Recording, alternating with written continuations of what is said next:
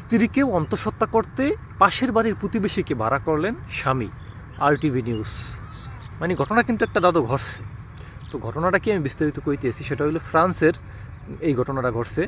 তো তার ওয়াইফ সে আপনার অন্তঃসত্ত্বা হইতেছে না, ঠিক আছে, তাদের বাচ্চা কাচ্চা লাগবে, 12 বছর 15 বছর হয়ে গেছে, এখন পর্যন্ত হ্যাগো বাচ্চা কাচ্চা হয় না। তারপর এক পর্যায়ে বিভিন্ন ঝামেলা যেটা হয় স্বাভাবিকভাবে তারা মেডিকেল টেস্ট করলো। মেডিকেল টেস্ট করার পর দেখা গেল মানে ওই যে তার স্বামীর মানে বাচ্চা দেওয়ার মতো বা পুরুষত্ব যে জিনিসটা সেইটা তার ভিতরে নাই। যে কারণে দিশে বিষয় না পাইয়া তারপর সে কী করলো, প্রতিবেশীকে ভাড়া করছে মোটা অঙ্কের টাকা দিয়া, হ্যাঁ, যে তুমি আমার ওয়াইফকে অন্তঃসত্ত্বা করে দেবা। মানে ভাবা যায়। যাই হোক, এক পর্যায়ে আবার এই যে প্রতিবেশীর কিন্তু দুগ্গ বাচ্চা, মানে তার কিন্তু প্রমাণ আছে যে না সে পারে বা তার ভিতরে আছে।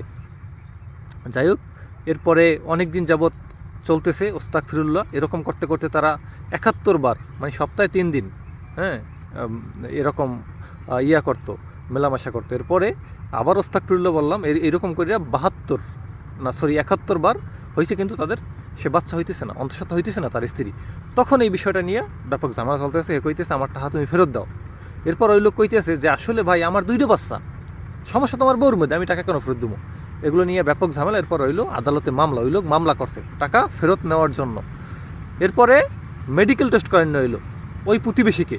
মেডিকেল টেস্ট করানোর পর দেখে একই অবস্থা, মানে ওই যার যে সমস্যা, যে কারণে ভাড়া করছে, হ্যারও একই সমস্যা, হ্যারও ভিতরে পুরুষত্ব যে জিনিসটা বা বাচ্চা জন্ম দেওয়ার জন্য যে জিনিসটা, এটা কিন্তু তার ভিতরে সে সক্ষমতা নাই, সে কখনো বাবা হইতে পারবে না।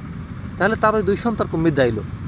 এখন গেল এই কাহিনী, মানে এদিকে হে টাকা ফেরত চায়, হে কাহিনী গেল, যাওয়ার পরে এখন হ্যার চিন্তা হইলো যে হ্যার কথা হইলো যে নিজেই এখন কাউরি পড়ে গেছে, কিরে আমার ওই 2 বস্তা কম নেই।